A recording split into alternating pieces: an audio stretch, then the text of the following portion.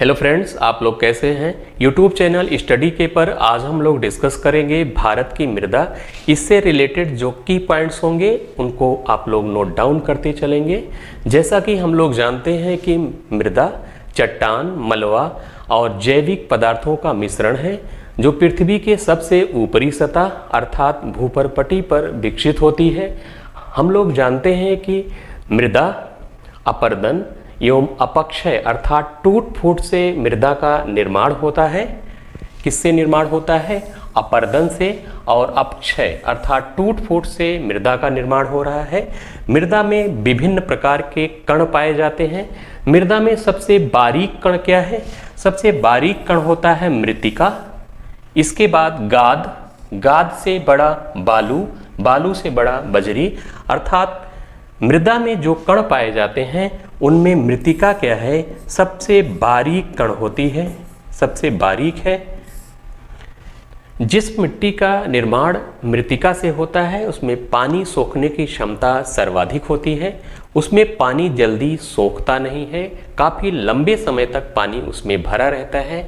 हम लोग नेक्स्ट बात करते हैं, हम लोग बात करेंगे मृदा के घटक। मृदा के कौन कौन से प्रमुख घटक हैं? खनिज पदार्थ, ह्यूमस, जल और वायु, ये क्या है? मृदा के घटक हैं। अगर प्रश्न करें कि खनिज पदार्थ कितने प्रतिशत पाया जाता है तो बताएंगे 40% खनिज पदार्थ पाया जाता है। ह्यूमस 5 से 10% पाया जाता है। वहीं जल 25% पाया जाता है और वायु 25% पाई जाती है। ये प्रतिशत के अनुसार मृदा के घटक हैं, ध्यान देंगे। नेक्स्ट हम बात करते हैं ह्यूमस किसे कहा जाता है? गाढ़े भूरे रंग का पदार्थ है जो पेड़ पौधों, पत्तों और सूक्ष्म जीवों के अपघटन से यह प्राप्त होता है। हम लोग जानते हैं कि गांव में देसी खाद बनाते हैं। एक गड्ढे में खरपतवार, पेड़ पौधों के पत्ते इत्यादि को इकट्ठा करके उसको सड़ा देते हैं। हम कह सकते हैं वही क्या है? ह्यूमस है। हम जानते हैं कि भारतीय मृदा में ह्यूमस की मात्रा बहुत कम पाई जाती है। अगर प्रश्न करें कि भारतीय मृदा में ह्यूमस की मात्रा बहुत कम पाई जाती है, साथ ही नाइट्रोजन की मात्रा भी भारतीय मृदा में बहुत कम पाई जाती है। नेक्स्ट हम लोग बात करते हैं मृदा के प्रकार। भारतीय कृषि अनुसंधान परिषद ने भारतीय मृदा को 8 मुख्य भागों में बांटा है और इसे कई गौण भागों में भी बांटा है। हम लोग बात करेंगे भारतीय मृदा को जो मुख्य भागों में बांटा गया है, जिसमें जलोढ़ मृदा, लाल मृदा, काली मृदा, लैटराइट मृदा, मरुस्थली मृदा, पर्वतीय मृदा, पीट या दलदली मृदा, लवणी या क्षारीय मृदा की हम लोग नेक्स्ट बात करते हैं। हम लोग मैप के माध्यम से समझेंगे कि यह मिट्टी भारत के किस क्षेत्र में पाई जाती है। इससे संबंधित प्रश्न पूछे जाते हैं। जैसे जलोढ़ मृदा को हम लोगों ने पीले कलर से दिखाया हुआ है, पीले कलर से। जलोढ़ मृदा भारत के सर्वाधिक क्षेत्रफल पर पाई जाती है, जो पंजाब से लेकर के असम तक के मैदानी भागों में फैली है, साथ में गुजरात, राजस्थान के क्षेत्र में भी, और पूर्वी तटों के तटीय भागों में यह पाई जाती है। पश्चिम बंगाल में पाई जाती है, सबसे बड़ा क्षेत्र है। लाल मृदा को हम लोगों ने हरे कलर से दिखाया है, आप लोग देख सकते हैं लाल मृदा। तमिलनाडु में यह सर्वाधिक पाई जाती है। काली मृदा, काली मृदा को हम लोग देख ही रहे हैं, काली मृदा या महाराष्ट्र में सर्वाधिक पाई जाती है, ये क्षेत्र है। और यह तेलंगाना, बीच बीच में भी यह मृदा पाई जाती है। साथ में मरुस्थली मृदा आप लोग देख रहे हैं, राजस्थान लाल से दिखाया गया है। मरुस्थली मृदा, पर्वतीय मृदा पर्वतों पर पाई जाती है, जो लद्दाख, जम्मू कश्मीर से लेकर अरुणाचल प्रदेश तक फैली है। वहीं अगर बात करें लैटराइट मृदा की तो केरल, कर्नाटक, इन स्थानों पर आपको लैटराइट मृदा मिलती है।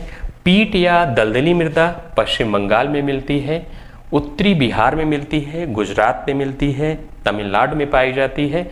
वहीं क्षारीय मृदा की बात करें, क्षारीय मृदा या लवणी मृदा तो पश्चिम बंगाल, उड़ीसा के तट पर, आंध्र प्रदेश, तमिलनाडु में और गुजरात में यह मृदा पाई जाती है। हम लोग बात करेंगे नेक्स्ट एक एक मृदा को, उससे कौन से एग्जाम की दृष्टि से इम्पॉर्टेंट पॉइंट्स बनेंगे, उनको हम लोग बात करते हैं टू द पॉइंट। नेक्स्ट चलते हैं जलोढ़ मृदा। हम लोग इसे दोमट मृदा या कछारी मृदा के नाम से भी जानते हैं। दोमट मृदा या कछारी मृदा अगर पूछे तो कौन सी है? जलोढ़ मृदा ही है। नदियों के द्वारा लाई गई मिट्टी है। अगर प्रश्न किया जाए तो जलोढ़ मृदा किसे कहते हैं? नदियों के द्वारा लाई गई मिट्टी को ही हम लोग क्या कहते हैं? जलोढ़ मृदा कहते हैं। नदियों में जब बाढ़ आती है तो यह मिट्टी मैदानी भागों में बिछा दी जाती है और लोग वहीं पर कृषि करते हैं। वो बड़ा उपजाऊ मिट्टी होती है। अगर प्रश्न करें कि भारत की सबसे उपजाऊ मिट्टी कौन सी है, तो यही बताएंगे सबसे उपजाऊ मिट्टी है कौन? जलोढ़ मृदा। इसमें उर्वरक की आवश्यकता कम पड़ती है, क्योंकि उपजाऊ है तो उर्वरक की कम आवश्यकता पड़ेगी। किस मिट्टी में उर्वरक की आवश्यकता कम पड़ती है अगर प्रश्न करें तो बताएंगे जलोढ़ मृदा। भारत में सर्वाधिक उपजाऊ मिट्टी कौन सी है, तो बताएंगे क्या? जलोढ़ मृदा है। अगर प्रश्न करें कि भारत के सर्वाधिक क्षेत्रफल पर पाई जाने वाली मिट्टी कौन सी है, तो बताएंगे क्या? जलोढ़ मृदा। सर्वाधिक क्षेत्रफल पर पाई जाती है। कितने प्रतिशत पाई जाती है? लगभग 40 से 43% तक पाई जाती है जलोढ़ मृदा। ध्यान रखेंगे 40 से 43%, आसपास ही प्रश्न में पूछेगा। 40, 41, 42, 43 दे सकता है। यह मिट्टी भारत के पंजाब से असम तक के विशाल मैदानी भागों में फैली है। साथ ही हम जानते हैं गंगा, ब्रह्मपुत्र, नर्मदा, महानदी और कृष्णा नदियों के मैदानी और तटीय भागों में इसका विस्तार है। हम लोगों ने पीछे जाना ही। हम लोग नेक्स्ट बढ़ते हैं। अगर प्रश्न करें कि जलोढ़ मृदा में किसकी प्रचुरता पाई जाती है, तो बताएंगे पोटास, चूना प्रचुर मात्रा में पाया जाता है। किंतु इस मिट्टी में किसकी कमी होती है, ये प्रश्न कर सकता है, तो बताएंगे नाइट्रोजन और ह्यूमस की कमी होती है। ये ध्यान रखेंगे। यह मिट्टी गेहूं, धान, गन्ना, तिलहन, दलहन के लिए उपयुक्त है। जलोढ़ मृदा दो प्रकार की होती है, एक खादर, दूसरी क्या है? बांगर। प्रतिवर्ष बाढ़ द्वारा लाई गई नई जलोढ़ मिट्टी है। इस प्रकार की मिट्टी में हमेशा उर्वरता बनी रहती है। खादर मिट्टी जलोढ़ का ही भाग है, दो भागों में है। नदियों के द्वारा लाई गई नई जलोढ़ को हम लोग क्या कहते हैं? खादर कहते हैं। बांगर किसे कहते हैं? यह मिट्टी नदी के बाढ़ प्रभावित क्षेत्र से दूर पाई जाती है। इस मिट्टी में उर्वरता खादर की अपेक्षा कम होती है। अगर प्रश्न करें, अगर ये दोनों ऑप्शन दे दे कि कौन सी मिट्टी सर्वाधिक उपजाऊ है, तो आप बताएंगे क्या? खादर सर्वाधिक उपजाऊ है। बांगर खादर की अपेक्षा कम उपजाऊ होती है। इसको ट्रिक के कैसे माध्यम से याद करेंगे? जैसे भंगार, कोई वस्तु अनुपयोगी हो जाती है तो उसे हम लोग क्या करते हैं? भंगार में दे देते हैं। तो भंगार को याद कर लेंगे बांगर से, क्योंकि यह कम उपजाऊ है। ध्यान रखेंगे। नेक्स्ट स्लाइड पर हम लोग बात करते हैं। बात करेंगे लाल मिट्टी। लाल मिट्टी, इस मिट्टी का निर्माण कायांतरित शैलों के टूट-फूट से होता है। कैसे हुआ है? कायांतरित शैलों के टूट-फूट से लाल मिट्टी का निर्माण हुआ है। अगर प्रश्न करें कि भारत के द्वितीय विशालतम क्षेत्रफल पर पाई जाने वाली मिट्टी कौन सी है, तो क्या बताएंगे? द्वितीय विशालतम क्षेत्रफल पर पाई जाने वाली मिट्टी यही है। सबसे ज्यादा जलोढ़ पाई जाती है, उसके बाद लाल मिट्टी पाई जाती है। भारत के 18.6% भूभाग पर यह लगभग पाई जाती है। अगर पूछे इस मिट्टी में किसकी प्रचुरता होती है, तो बताएंगे लोहा, सिलिका और चूना की प्रचुरता होती है। वहीं इसमें नाइट्रोजन एवं ह्यूमस और फास्फोरस की मात्रा कम होती है। ह्यूमस की मात्रा भारतीय मिट्टियों में कम ही होती है। वहीं पीट या दलदली मिट्टी में ह्यूमस की मात्रा पर्याप्त मात्रा में पाई जाती है। बाकी अन्य मिट्टियों में ह्यूमस की मात्रा कम होती है। नेक्स्ट हम बात करते हैं, इसमें क्या प्रश्न बन सकता है? इस मिट्टी में किसकी मात्रा अधिक होती है? तो लोहा, सिलिका और चूना की मात्रा अधिक होती है। ह्यूमस और नाइट्रोजन, फास्फोरस की मात्रा कम होती है लाल मिट्टी में। यह मिट्टी तमिलनाडु में सर्वाधिक पाई जाती है। हम लोग नेक्स्ट बात करते हैं। यह मिट्टी तमिलनाडु। अगर प्रश्न करे कि लाल मिट्टी सर्वाधिक किस राज्य में पाई जाती है, तो आप लोग क्या बताएंगे? तमिलनाडु में यह मिट्टी सर्वाधिक पाई जाती है। किस राज्य में? तमिलनाडु में सर्वाधिक पाई जाती है। साथ ही यह मिट्टी ओडिशा, छत्तीसगढ़, कर्नाटक में भी पाई जाती है। लोहे के ऑक्साइड, फेरिक ऑक्साइड की उपस्थिति के कारण इसका रंग लाल होता है। इस मिट्टी का रंग लाल क्यों होता है? तो लोहे के ऑक्साइड या फेरिक ऑक्साइड की उपस्थिति के कारण इसका रंग लाल होता है। यह मिट्टी जल सोखने पर पीली दिखाई पड़ती है। यह मिट्टी जल सोखने पर पीली दिखाई पड़ती है, इसलिए इस मिट्टी को कहीं कहीं लाल पीली मिट्टी के नाम से भी जाना जाता है। लाल पीली मिट्टी, अगर लाल पीली मिट्टी आए तो यही है लाल पीली मिट्टी। यह मिट्टी बजरी युक्त, बलुई और छिद्र युक्त होती है, इसीलिए ये मिट्टी बाजरे की खेती के लिए बहुत उपयुक्त होती है। किसकी खेती के लिए? बाजरे की खेती के लिए। इसमें तंबाकू, बाजरा, दलहन की खेती की जाती है। नेक्स्ट हम लोग बात करते हैं काली मिट्टी की। इसे विभिन्न नामों से जाना जाता है। इसे रेगुर मिट्टी के नाम से जानते हैं, कपासी मिट्टी के लिए जानते हैं।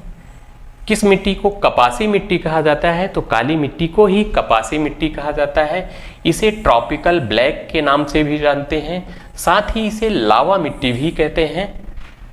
भारत के लगभग 16.6% भाग पर पाई जाने वाली तृतीयम विशालतम क्षेत्रफल वाली मिट्टी है। भारत में सर्वाधिक क्षेत्रफल पर पाई जाने वाली मिट्टी जलोढ़ मिट्टी है।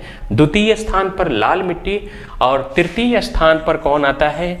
काली मिट्टी आती है। इसका निर्माण कैसे हुआ है? इसका निर्माण ज्वालामुखी विस्फोट से निकला लावा जब जम जाता है अर्थात चट्टानों में बदल जाता है, तब इन बेसाल्ट चट्टानों के टूट फूट से इस मिट्टी का निर्माण होता है। यह मिट्टी महाराष्ट्र में सर्वाधिक पाई जाती है। मैप के माध्यम से समझ सकते हैं। निर्माण कैसे हुआ है इसका? बेसाल्ट चट्टानों के टूट फूट से इस मिट्टी का निर्माण हुआ है। इस मिट्टी का काला रंग अगर पूछे, इस मिट्टी का काला रंग कैसे है? टिटेनी, फेरस, मैग्नेटाइट की उपस्थिति के कारण इसका रंग काला होता है। इस मिट्टी में जल धारण करने की क्षमता सर्वाधिक होती है। अगर प्रश्न करे कि किस मिट्टी में जल धारण करने की क्षमता सर्वाधिक होती है, अर्थात मिट्टी में जब पानी जाता है तो उसको सोख लेती है और काफी दिन तक वह नमी बनाए रखती है, जल्दी पानी इसमें सूखता नहीं है, क्योंकि यह बहुत महीन कणों अर्थात इसका निर्माण कैसे हुआ है? मृत्तिका से हुआ है। हम लोग जब पीछे पढ़ रहे थे तो मिट्टी में विभिन्न प्रकार के कण पाए जाते हैं। जैसे मृत्तिका सबसे बारीक कण है, इससे बड़े कण को गाद और गाद से बड़े कण को बालू और बालू से बड़े कण को बजरी के नाम से हम लोग जानते हैं। तो इस मिट्टी का निर्माण सबसे बारीक कण अर्थात मृत्तिका से हुआ है। जिस मिट्टी में मृत्तिका की मात्रा सर्वाधिक रहेगी और उसमें जल धारण करने की क्षमता भी सर्वाधिक रहेगी, इसलिए काली मिट्टी में जल धारण करने की क्षमता सर्वाधिक होती है। इसमें लंबे समय तक पानी बना रहता है। यहाँ से भी प्रश्न पूछ सकता है कि किस मिट्टी में लंबे समय तक पानी बना रह सकता है, तो बताएंगे क्या? काली मिट्टी। क्या उत्तर बताएंगे? काली मिट्टी में लंबे समय तक पानी बना रह सकता है। सूखने पर इनमें गहरी दरारें उत्पन्न हो जाती हैं, इसलिए इस मृदा को स्वतः जुताई वाली मृदा भी कहते हैं। सूखने पर इसमें मिट्टी फट जाती है, तो ऐसा प्रतीत होता है कि यह मिट्टी जुताई की गई है।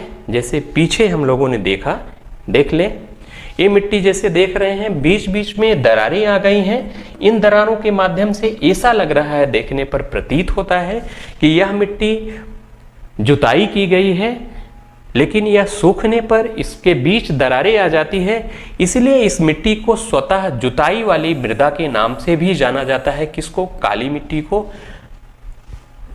सबसे अधिक काली मिट्टी महाराष्ट्र में पाई जाती है। कहाँ? महाराष्ट्र में काली मिट्टी का विस्तार सर्वाधिक है। साथ ही गुजरात, कर्नाटक, तमिलनाडु, आंध्र प्रदेश में भी इस मिट्टी का विस्तार है। नेक्स्ट हम बात करते हैं, इस मिट्टी में नाइट्रोजन, ह्यूमस अर्थात जीवांश, जीवों के अंश की कमी पाई जाती है। अगर बात करें कि काली मिट्टी में किसकी कमी होती है, तो नाइट्रोजन और ह्यूमस की कमी पाई जाती है। हम लोगों ने पीछे बात किया कि भारतीय मृदा में लगभग मिट्टियों में नाइट्रोजन और ह्यूमस की कमी पाई जाती है। इसमें कौन कौन सी फसलें उपयुक्त हैं, तो सबसे ज़्यादा इसमें कपास सर्वाधिक मात्रा में इस मिट्टी में उगाई जाती है। कपास, सोयाबीन, खट्टे फलों के लिए सबसे उपयुक्त मिट्टी है। कपासी मिट्टी किस मिट्टी को कहा जाता है, अगर प्रश्न करें कि कपासी मिट्टी किस मिट्टी को कहा जाता है, तो काली मिट्टी को ही कपासी मिट्टी कहते हैं। लैटराइट मिट्टी, लैटराइट शब्द लैटिन भाषा के शब्द लेटर से बना है, जिसका शाब्दिक अर्थ ईंट होता है। अगर प्रश्न पूछे वह कौन सी मिट्टी है जो ईंट की तरह प्रतीत होती है, तो आप बताएंगे क्या, लैटराइट मिट्टी बताएंगे। इस मिट्टी का निर्माण उच्च तापमान एवं अधिक वर्षा वाले क्षेत्रों में चट्टानों के टूट फूट एवं चूना एवं सिलिका के निक्षालन से होता है। अगर प्रश्न करें तो आप लोग बताएंगे किसके निक्षालन से होता है, चूना एवं सिलिका के निक्षालन से होता है। किस मिट्टी का निर्माण उच्च तापमान एवं अधिक वर्षा वाले क्षेत्रों में होता है, चट्टानों के टूट फूट से, तो बताएंगे लैटराइट मृदा। देश के लगभग 3.7% भूभाग पर इस मिट्टी का विस्तार है। इस मिट्टी का लाल रंग लोहे के ऑक्साइड की उपस्थिति के कारण इस मिट्टी का रंग कैसा होता है, लाल ही होता है। नेक्स्ट हम बात करते हैं, इस मिट्टी में लौह ऑक्साइड एवं पोटास की मात्रा भरपूर होती है। इस मिट्टी में किसकी अधिकता पाई जाती है, तो बताएंगे लौह ऑक्साइड एवं पोटास। और कमी किसकी है, चूना, नाइट्रोजन और ह्यूमस की इस मिट्टी में कमी होती है। यह मिट्टी का सर्वाधिक विस्तार कहाँ है, तो बताएंगे केरल, महाराष्ट्र एवं असम में यह मिट्टी पाई जाती है। यह मिट्टी कम उर्वरता वाली होती है, फिर भी उर्वरकों का प्रयोग कर इसमें प्रसिद्ध काजू के लिए कौन सी मिट्टी प्रसिद्ध है पूछ सकता है, तो बताएंगे लैटराइट मिट्टी। रबर, सिनकोना की खेती की जाती है। हम लोग नेक्स्ट बात करते हैं, पर्वतीय मृदा या वनी मृदा। ये नवीन व अविकसित मृदा है जो कश्मीर से अरुणाचल प्रदेश तक फैली है। मैप में देख रहे हैं, लद्दाख, जम्मू कश्मीर से लेकर के या सिक्किम, अरुणाचल प्रदेश तक पर्वतीय मृदा पाई जाती है। हम लोग जानते हैं कि पर्वतों पर कठोर मिट्टी पाई जाती है, साथ में जो पर्वतों पर मिट्टी होती है इनकी लेयर, इनकी परत बहुत पतली होती है। ये नई बनी हुई मिट्टी है, इसलिए नवीन व अविकसित मिट्टी होती है, अभी यह विकसित नहीं है। पर्वतीय ढालों पर विकसित होने के कारण इस मिट्टी की परत बहुत पतली होती है, क्योंकि पर्वतों के ढालों पर इस मिट्टी का विकास हुआ है, तो इसमें क्या है, इस मिट्टी की परत बहुत पतली पाई जाती है। हम लोग नेक्स्ट बात करते हैं, इस मिट्टी में पोटास, चूना और फास्फोरस का अभाव होता है। पोटास, चूना और फास्फोरस का अभाव होता है। इस मृदा में बागवानी फसलें जैसे चाय, कहवा, मसाले एवं फलों आदि के लिए यह मिट्टी क्या है, उपयुक्त होती है। नेक्स्ट हम बात करते हैं मरुस्थलीय मृदा। मरुस्थलीय मृदा वास्तव में बलुई मृदा है। हम लोग जानते हैं कि मिट्टी में कई कण पाए जाते हैं, उनमें सबसे बारीक कण मृत्तिका, उससे बड़ा कण गाद, गाद से बड़ा कण बालू, बालू से बड़ा कण बजरी होता है। तो जो मरुस्थल की मृदा होती है इसमें बालू पाई जाती है, इसलिए वास्तव में क्या है, ये बलुई मृदा है। इस मृदा में नाइट्रोजन एवं ह्यूमस की कमी पाई जाती है। किसकी कमी है, नाइट्रोजन एवं ह्यूमस की कमी पाई जाती है। इस मृदा में मोटे अनाजों की खेती की जाती है। अगर प्रश्न करें कि मोटे अनाजों की खेती, मरुस्थलीय मृदा में यह मृदा सर्वाधिक कहाँ पाई जाती है? तो यह मृदा सर्वाधिक राजस्थान में पाई जाती है। कहाँ? राजस्थान में पाई जाती है। आप लोग देख रहे हैं बालू के टाइप की मृदा दिखाई पड़ रही है। हम लोग नेक्स्ट बात करते हैं पीट या दलदली मृदा। ये मृदा भारी वर्षा एवं उच्च आर्द्रता वाले क्षेत्रों में पाई जाती है, जहां बहुत ज़्यादा नमी होती है और वनस्पति की वृद्धि अच्छी हो जाती है। मृत जैव पदार्थ की अधिकता के कारण इस मिट्टी में ह्यूमस और जैव तत्व पर्याप्त मात्रा में पाए जाते हैं। हम लोग पीछे पढ़े कि भारतीय मृदा में ह्यूमस और नाइट्रोजन की कमी लगभग सभी मृदाओं में होती है, लेकिन पीट या दलदली मृदा है जिसमें ह्यूमस की मात्रा सर्वाधिक होती है। अगर पूछे किस मृदा में ह्यूमस पर्याप्त मात्रा में पाए जाते हैं तो बताएंगे क्या? ह्यूमस की अधिकता किस मृदा में होती है? तो बताएंगे पीट या दलदली मृदा में ह्यूमस की अधिकता होती है। इसलिए इस मृदा को जैव मृदा कहते हैं। जैव मृदा क्यों कह रहे हैं?